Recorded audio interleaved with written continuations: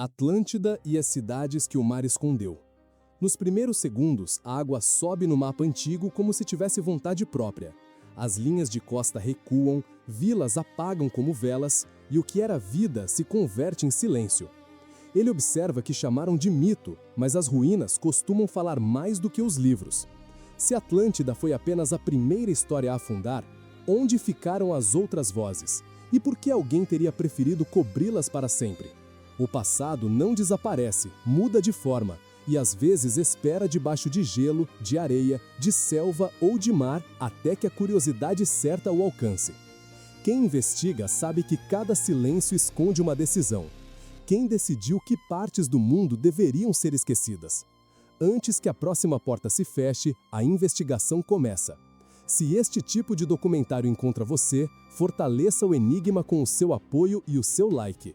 A jornada precisa de quem não se satisfaz com a primeira explicação. A lenda que arrasta civilizações inteiras para dentro do imaginário começa com um filósofo. Em dois diálogos antigos, Timaios e Crítias, Platão descreve Atlântida como um império ilheu além das colunas de Hércules, com anéis concêntricos de terra e água, uma cidade planejada com obsessão, canais largos, muralhas de pedra clara, vermelha e negra, ligas metálicas que brilham sobre o sol e um templo central de Poseidon guardado por um colosso dourado. Ele narra harmonia e lei, opulência e técnica. Depois, orgulho em excesso, tentativa de conquista, derrota ante Atenas e um castigo que cai de uma única vez. Um dia e uma noite de ruína, tremores, mar violento e a ilha se cala. O relato pode ser alegoria, pode ser memória distorcida, pode ser um espelho moral. Ainda assim, a precisão de certos detalhes incomoda os céticos. Quem cria metáforas tão afiadas costuma escolher o vago. Platão escolheu mapas. Se alguém volta o calendário até o número que o próprio filósofo sugere, encontra um marco inquietante. O fim abrupto de um período gelado, a borda de um evento climático que a ciência moderna chama de Younger Dryas, e logo depois um pulso de degelo que acelerou o aumento do nível do mar.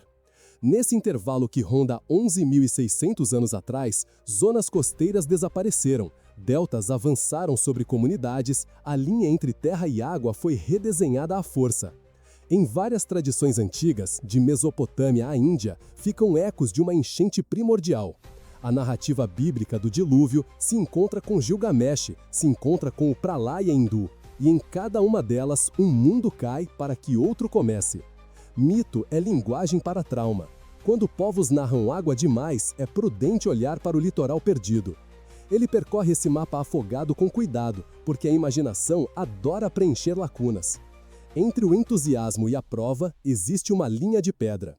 Alguns vestígios submersos são caprichos da geologia, blocos quebrados pela ação do mar que parecem muros quando o olho quer ver.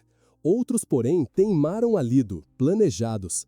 A estrada de Bimini nas Bahamas alimentou por décadas a esperança de uma calçada antiga, até que a leitura geológica preferiu o nome Beach Rock e o método natural.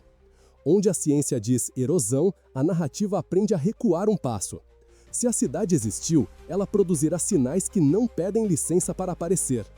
Acima da água, entretanto, há ruínas que empurram o calendário para trás com uma força desconcertante. Em uma colina da Anatólia, pilares em forma de T emergem da terra como vértebras de um animal esquecido. Göbekli Tepe parece ritual enquanto desmente cronogramas. As pedras chegam a mais de 5 metros, pesam dezenas de toneladas, exibem relevo alto com animais que sobreviveram à memória, e a datação recua até cerca de 9.600 antes da Era Comum. Isso antecede muitas cidades e desafia a ideia confortável de que a arquitetura monumental espera a agricultura sentar à mesa. Talvez o monumento tenha convocado o grão, talvez o culto tenha chamado o trigo. O que interessa à investigação é a inversão da sequência. Se o sagrado veio antes da colheita, o que mais veio antes do que a nossa linha do tempo garante? A mente racional resiste, mas as pedras têm seu próprio sotaque. Ao sul dessa mesma terra, sob Capadócia, abre-se uma cidade de sombras planejadas. Derinkuyu desce certa de 85 metros com uma serenidade que assusta.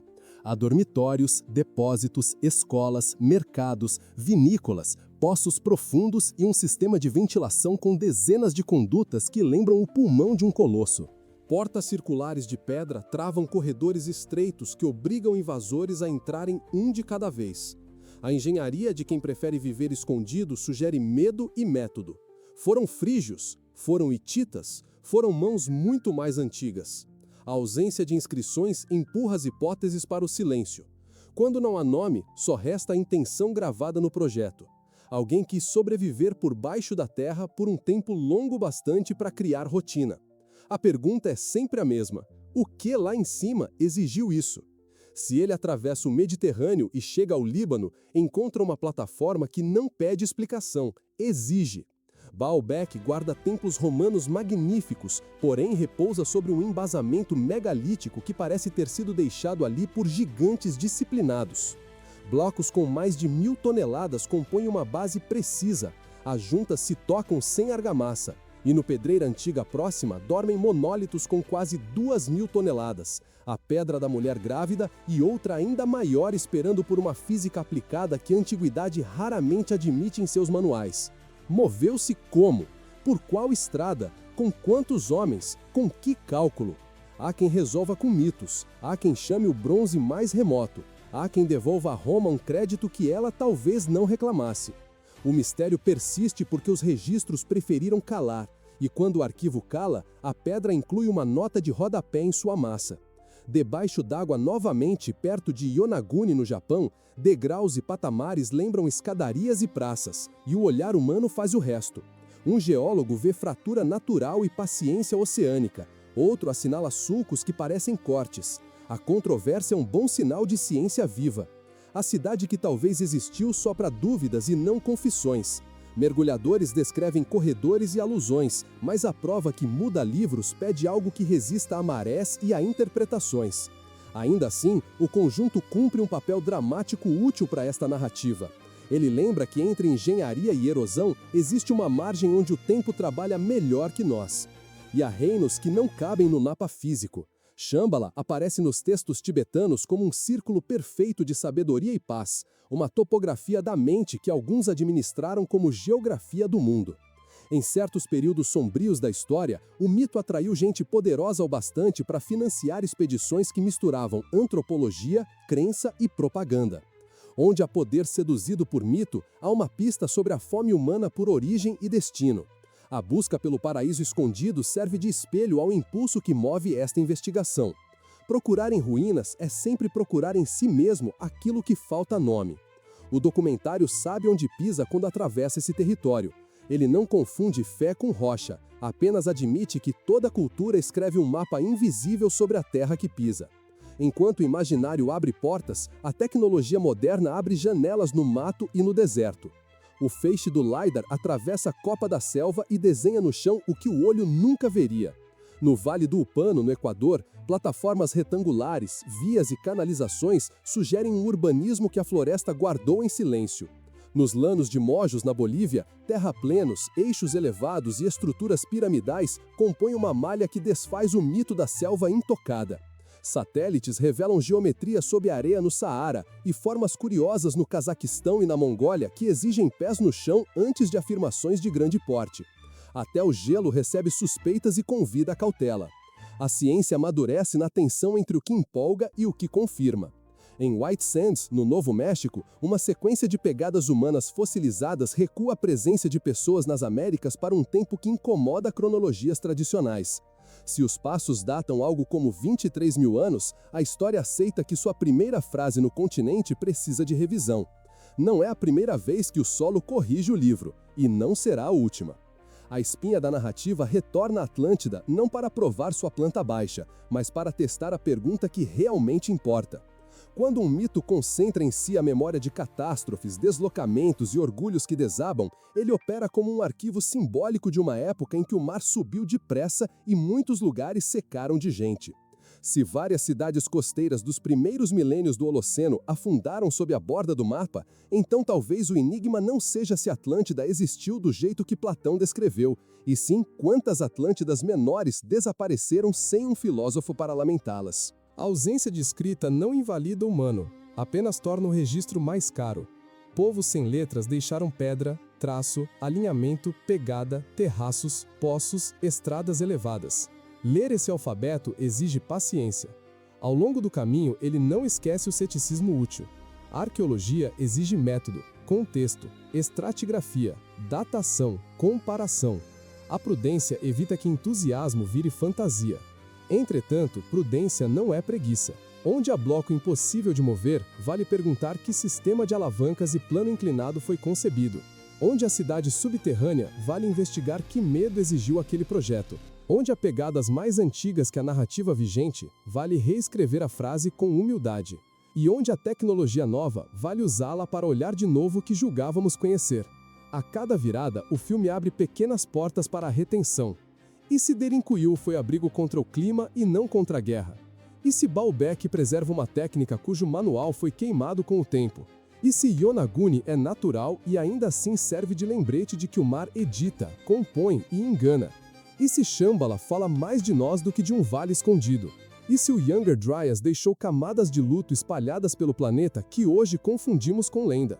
Perguntas mantêm a chama, respostas demais a apagam cedo. Ele não caminha sozinho. Comunidades inteiras de curiosos, cientistas, mergulhadores, cartógrafos e narradores alimentam essa busca. Se o espectador chegou até aqui, é porque a mesma inquietação pulsa. Diga nos comentários qual ruína fala mais alto para você e que pista devemos seguir na próxima investigação. O debate ajuda a ordenar prioridades, a escolher mapas, a abrir arquivos. Um documentário vive quando vira conversa. A reflexão final retorna ao primeiro quadro. As águas sobem, as costas recuam, mas o que cai na escuridão não deixa de existir. O tempo cobre por interesse, por acaso, por trauma.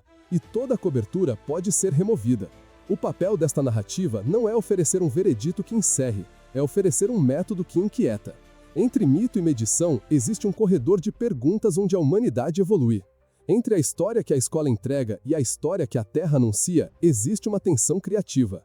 Ele acredita que o passado não morre, apenas muda de forma. E às vezes a nova forma é uma pedra onde ninguém pensava olhar. Antes de fechar a porta desta noite, um convite de cumplicidade. Se a investigação te encontrou, inscreva-se e ativa a tua presença no O Enigma Global. Cada retorno abre um mapa novo. Cada like empurra a plataforma a mostrar este conteúdo para quem também desconfia do óbvio. Cada comentário traz uma pista que talvez falte. O próximo lugar já foi escolhido, está alguns centímetros abaixo da superfície. Basta escavar com cuidado.